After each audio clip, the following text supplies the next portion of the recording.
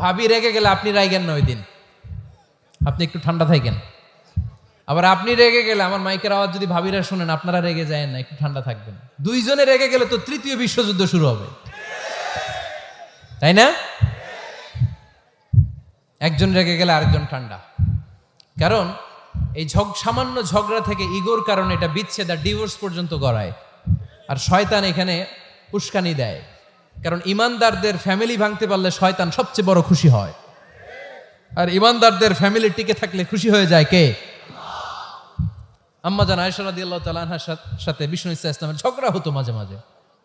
একবার ঝগড়া হলো, বিষ্ণু ইসা ইসলামের রাগ, আম্মা জান আয়েশাও রাগ। তো বিষ্ণুই বললেন, আয়েশা ঝগড়া করে আর কতক্ষণ থাকবো, আসো মিটমাট করি। আয়েশা রাদিয়াল্লাহু বললেন, ঠিক আছে মিটমাট করব। তো বিষ্ণু ইসা ইসলাম বললেন, মিটমাটের জন্য কারে ডাকবো? ওমর রে ডাকি। কয় না, ওমর রে না, ওমর গালিজ, ওমর অনেক রাগে, আমার ডর লাগে। কয় তাহলে তোমার আব্বারে ডাকি। কয় ডাকেন। কি খুশি! মেয়েদের মধ্যে অভ্যাসটা আছে না নাই? তাহলে তোমার আব্বারে ডাকি, ডাকেন। ডেকে নিয়ে আসা হলো। আবু বকর রাদিয়াল্লাহু তাআলা আনহু দাঁড়ালেন, আম্মা জান আয়েশা দাঁড়ালেন, বিশ্বনবীও দাঁড়ালেন। বিশ্বনবী বললেন, আয়েশা তোমার আব্বা আসছে, এবার ঘটনা খুলে বলার পালা, তুমি বলবা নাকি আমি বলবো? আম্মা জান আয়েশা বললেন, আপনি বলেন, তবে ওয়ালা তাকুল ইল্লা হাক্কান, যেটা ঘটছে ওইটাই বললেন, মিথ্যা কথা কইেন না। আবু বকর রাদিয়াল্লাহু তাআলা আনহু রেগে মেগে আগুন। কি এই কথা তুমি কেমন করে বলো? বিশ্বনবীকে মিথ্যা কথা কখনো বলবে? রেগে মেগে দিলেন মেয়ের গালে এক চড়। বানিয়ে বলতেছি না, মুসনাদ আহমদ ইবনে হাম্বলের হাদিস। বাবার হাতের থাপ্পড় খেয়ে আম্মা জান আয়েশা উল্টে বললেন। সাইয়েদনা আবু বকর রাগে গড়গড় করছেন, আবার মারার জন্য তেড়ে গেলেন। এবার বাঁচার জন্য আম্মা জান আয়েশা বিশ্বনবীর পিছনে যে আশ্রয় নিলেন, বিশ্বনবী বাঁচানোর জন্য দুই হাত মেলে দাঁড়িয়ে গেলেন। পড়েন সুবহানাল্লাহ। বিশ্বনবী যখন দুই হাত মেলে দাঁড়িয়ে গেলেন, সাইয়েদনা আবু বকর রাদিয়াল্লাহু আনহু থেমে গেলেন। সাইয়েদনা আবু বকর রাদিয়াল্লাহু তাআলা আনহু ঘর থেকে বের হয়ে বারান্দায় দাঁড়ালেন। পড়েন সুবহানাল্লাহ। এবার বিশ্বনবী আম্মা জান আয়েশার কাছে যেয়ে বলেন, ইয়া আয়েশা কাইফা রাআইতিনি আনকাসতুকি মিনার রাজুল, দেখছো কেমনে বাঁচাইলাম? আমি না থাকলে ভর্তা বানাই ফেলতো আজকে। আমি বাঁচাইছি তোমারে, আমি, আমার লগে ঝগড়া করো তুমি। লজ্জায় পড়ে আম্মা জান আয়েশা খিলখিল করে হেসে দিলেন, বিশ্বনবীও হেসে দিলেন। দুইজনের হাসির মধুর আওয়াজ শুনে সাইয়েদনা আবু বকর বাইরে থেকে অবাক, কিরে এতক্ষণ না ঝড় তুফান, এখন দেখি হাসি। সালাম দিয়ে অনুমতি নিয়ে ভিতরে ঢুকলেন। ঢুকে দেখেন আম্মা জান আয়েশাও হাসে, বিশ্বনবীও হাসে। এ হাসি দেখে আবু বকর রাদিয়াল্লাহু আনহু হেসে দিলেন। আরশের উপর থেকে খুশি হয়ে গেলেন কে? এবার সাইয়েদনা আবু বকর রাদিয়াল্লাহু তাআলা আনহু বললেন, ইয়া রাসূলুল্লাহ আশিকানি ফি সিলমিকুমা কামা আশরাকতুমানি ফি হারবিকুমা। ও নবী, যুদ্ধ লাগলে, দুইজন যুদ্ধ লাগলে মীমাংসার জন্য যেমনি আমারে ডাকেন, এরকম হাসি আর আনন্দের মুহূর্তেও আমারে একটু ডাইকেন। আশিকানি ফি সিলমিকুমা কামা আশরাকতুমানি ফি হারবিকুমা। নবী, আপনাদের মধ্যে ঝগড়া লাগলে সন্ধি করার জন্য আমারে যেমনি ডাকেন, আপনাদের হাসি খুশি আনন্দ খুনসুটি এই মজাদার মুহূর্তগুলোতে আমারে বঞ্চিত রাখেন না, আমার একটু ডাইকেন। সুবহানাল্লাহ পড়েন।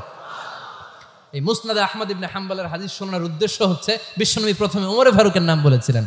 সাইয়েদনা আয়েশা বলে, না আমি ডরাই। হাইবাত, দিস ইজ কল্ড হাইবাত ওমর।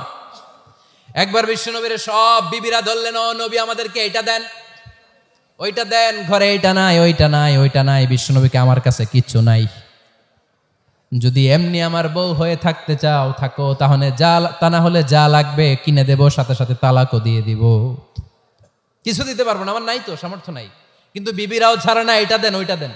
বিশ্বনবী রহমতের নবী, বিবিদেরকে বুঝাতেও পারেন না, বিবিরা আবদার করতেছে, নবী এটা লাগবে ওইটা লাগবে। ইন দ্য মিন টাইম বিশ্বনবী একজনের সালাম শুনতে পেলেন। কে যেন দরজায় দাঁড়িয়ে বলতেছে, আসসালামু আলাইকুম। বিশ্বনবী দরজার দিকে তাকালেন, তাকিয়ে বললেন, ওয়া আলাইকুম আসসালাম। আর বুঝতে পারলেন এটা আমার ওমরের সালাম। সালাম দেওয়ার পরে বিবিদের দিকে তাকায় দেখে একজন বিবিও নাই, সব অন্দরমহলের ভিতরে দৌড়। সুবহানাল্লাহ পড়তে পারলেন না? This is our super hero Omar. এরকম ওমর একটা লাগবে, চিল্লায় বলেন কয়টা? একটা ওমর গোটা বিশ্বকে সোজা করে দিবে। একটা ওমর সবল আর দুর্বলের সব পার্থক্য দূর করে দিবে। মাজলুমের উপর জালিমের অত্যাচারের অবসান ঘটায় দিবে। গোটা বিশ্বটাকে সাম্য, মৈত্রী, ভালোবাসার ইনসাফ দিয়ে পরিপূর্ণ করে দিবে। সেই ওমরের অপেক্ষায় আমরা। নিজের ছেলেকে 80টা বেত মেরেছেন। কয়টা? 80টা বেত মেরেছে। এই ব্যাপারে অনেকগুলো বর্ণনা পাওয়া যায়। সবচেয়ে সহি বর্ণনা হচ্ছে মুয়াত্তা ইমাম মালিকের বর্ণনা। ওমরে ফারুক রাদিয়াল্লাহু তাআলা আনহুর ছেলে আব্দুর রহমান মারুফুন বিআবি শাহমা ছিলেন মিশরে।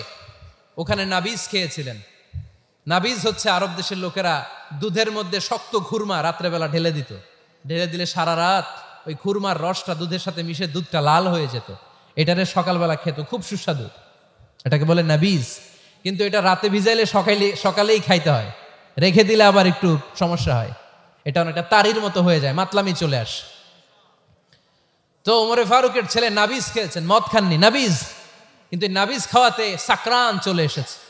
সাকরান চলে আসাতে এটা যখন প্রমাণিত হয়েছে, আমর ইবনুল আস রাদিয়াল্লাহু তাআলা আনহু নাকি 80 বেত মেরেছেন মিশরে।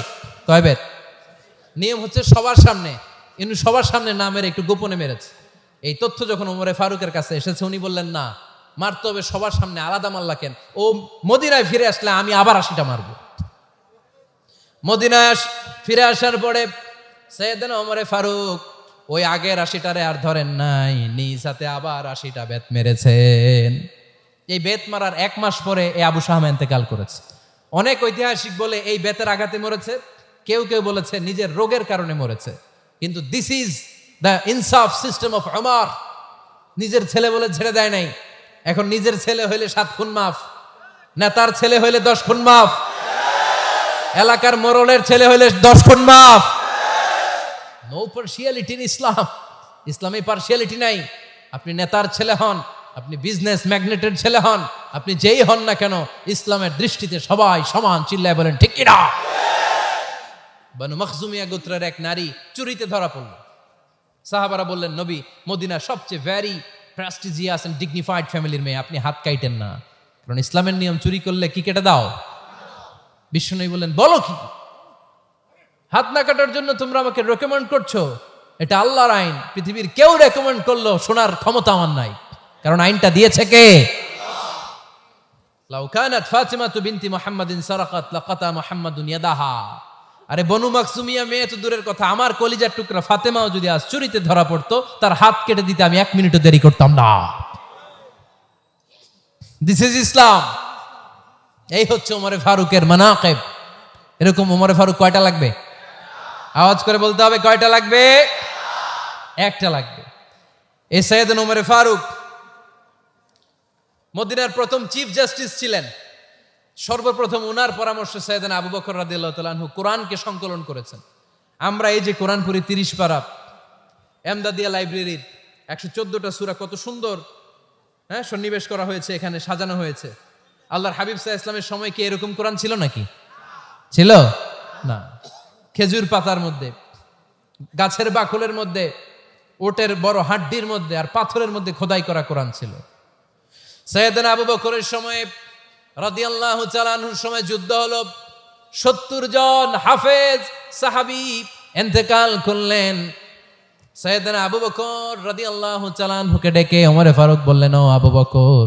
সাইয়েদনা ওমরে ফারুক এই হিজরি সনের গণনা শুরু করেছেন। সাহাবারা বলল, আমিরুল মুমিনিন, খ্রিস্টানদের ঈসাই সন আছে, আমাদের মুসলমানদের কোনো সন নাই। আমাদের একটা সন থাকলে আমাদের জিজিয়া নিতে, আমাদের যাকাতের টাকা উত্তোলন করতে অনেক সুবিধা হবে। ওমর ফারুক বললেন, তাহলে কোন সালকে হিজরি, কোন সালকে মুসলিম সাল হিসেবে আমরা ঘোষণা দিতে পারি? একজন বলল, আমার নবী যেই সালে জন্মগ্রহণ করেছেন ওই সালে। ওমর ফারুক বললেন, না, আমার নবীর জন্ম আমাদের জন্য খুশির দিন, কিন্তু এটা আমাদের জন্য প্রেরণা নয়। প্রেরণা নবীর কাজে, ঠিক কিনা? আরো কিছু সাহাবারা বলল, তাহলে যেই সালে আমার নবী ইন্তেকাল করেছে ওইটারে প্রথম সাল ধরেন। ওমর ফারুক বললেন, না, যেদিন তিনি ইন্তেকাল করেছেন এটা আমাদের দুঃখের দিন, এটা আমাদের প্রেরণা নয়। আমাদের প্রেরণা হচ্ছে বিশ্বনবীর ত্যাগ, তিতিক্ষা আর কাজের মধ্য দিয়ে। জোরে কোন ঠিক কিনা? ওমর ফারুক বললেন, যেদিন বিশ্বনবী ইসলাম রক্ষায় নিজের মাতৃভূমি ছেড়ে মক্কা থেকে মদিনায় গিয়েছেন, ওই দিনটাকে হিজরি প্রথম দিন ধরে আমরা হিজরি সাল গণনা করে শুরু করে দেব। ওইটাই হচ্ছে হিজরি সন। সেখান থেকে হিজরি সনের প্রবর্তন করেছেন সাইয়েদনা ওমর ফারুক রাদিয়াল্লাহু তাআলা আনহু। এই যে স্টেট গভর্নমেন্ট, এই যে প্রিজন, জেলখানা, ক্যান্টনমেন্ট, সচিবালয়, গণভবন, বঙ্গভবন, মুক্তিযোদ্ধাদের ভাতা, রাষ্ট্রীয় ভাতা, এই সব নিয়ম কানুন সাইয়েদনা ওমর ফারুক তার রাষ্ট্রীয় আমলে তিনি নিজে করেছেন। চিল্লায় পড়েন আল্লাহু আকবার। মুসলমানদের আলাদা কারেন্সি, নিজস্ব মুদ্রা ব্যবস্থা নিজে চালু করেছেন। সৈনিকদের মধ্যে যারা বিবাহিত প্রতি 6 মাস অন্তর অন্তর 1 মাসের ছুটি কাটাতে তারা ফিরে আসবে, সাইয়েদনা উমরে ফারুক চালু করেছেন। চিল্লায় আওয়াজ করে পড়েন আল্লাহু আকবার।